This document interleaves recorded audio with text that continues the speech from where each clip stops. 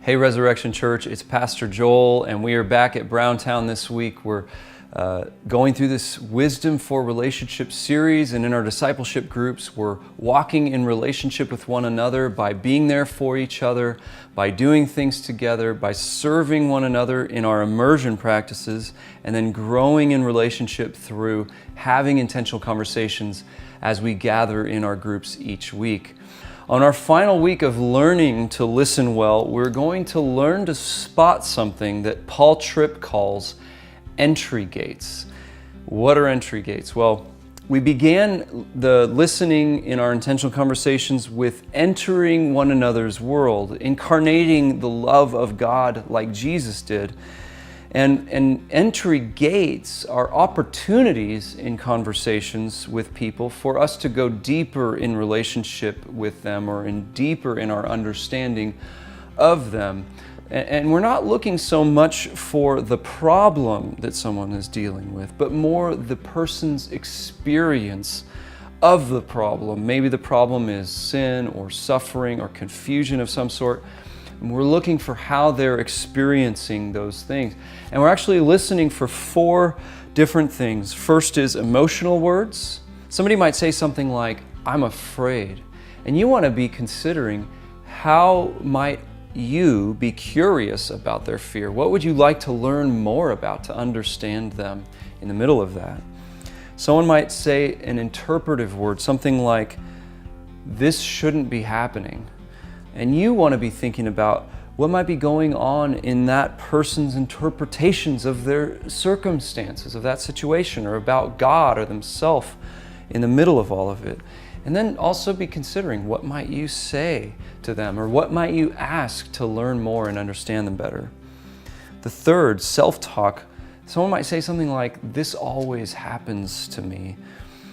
And you want to be considering, what might this person be believing about themselves, or what might you say in response to them to help gain a better understanding of them? And lastly, God talk. Someone might say something like, "I thought I was doing what God wanted." And you want to be considering, what might this say about that person's view of God, and how might you respond to them in the middle of that? So this week we're going to hand it off again to one of the groups that we captured having a conversation here. This week is going to be the gals again, Amanda, Liz, Tammy, and Natalie. And this week is Amanda actually answering the question from last week about what she would ask God if she could ask Him any question about something affecting her life and why. So let's seek to observe, as she answers this question, observe some emotional words, some interpretive words, some self-talk, and some God talk. I feel like the things that pop into my mind are related to child rearing. You know, like I have 3 boys, and we've felt called to homeschool, and that's awesome. But I feel like I'm constantly second guessing myself. Like, am I equipped to be able to do this? Like, these are 3 human beings that I'm trying to raise to like enter into society. So it feels daunting a lot of the times. And then with my kind of like hippy dippy, fly by the seat of my pants mentality, it's very challenging, because I feel like you need to be organized and you need to have a plan. So I guess I would just ask Him, like, am I cut out for this? Like, I hope they're gonna be okay. So those are just kind of thoughts that I have that roll through my mind every once in a while when I consider, like, okay, so what are we gonna do next school year? Can my kid recognize letters? You know, like just simple things that I feel like are my responsibility as their mom and their teacher, to teach them those things. So we'll just see. I feel like a weird person. I'm gonna make them weird people. How do you rest with that? Like, in the not knowing, because obviously for now He's saying yes, but are you okay with resting in the place where you are right now and trusting outcome? Yeah. I mean, I feel like when I start getting too wound up in how they're going to turn out, I just keep reminding myself, like, I'm just going to be taking it, you know, like day by day, kid by kid and, constantly praying it over with Tim to see that this is where we're supposed to be. But I feel confident that this is where he called us. So I guess, if he called me to it, he will equip me with what I need.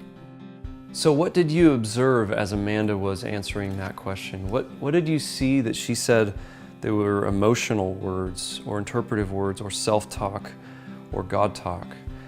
There was a lot there. In fact, I think she hit every single one of these things.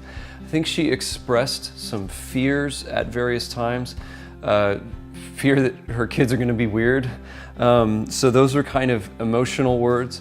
Interpretive words, she's seeking to interpret God's will in the middle of this circumstance of finding out, is homeschooling my kids the right thing for me to be doing?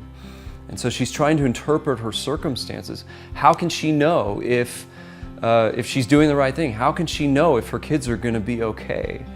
But then there's a lot of self-talk in that. That might have been the strongest one in this particular response. A lot of talking about, am I a good mother? Am I doing the right thing? Am I this? Am I that?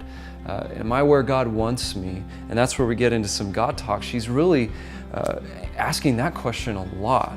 Am I living within the will of God? She's talking about how she'll pray that over with her husband, which is awesome. But there's a lot of reflection on what is God wanting in this circumstance. And in the end, I do want to point out that Tammy asked her a really great question. How do you rest in the not knowing? How do you rest in God? How do you trust God while you don't know what's going to happen in the future? And that is just a model for what we're going to get into next week with asking good questions.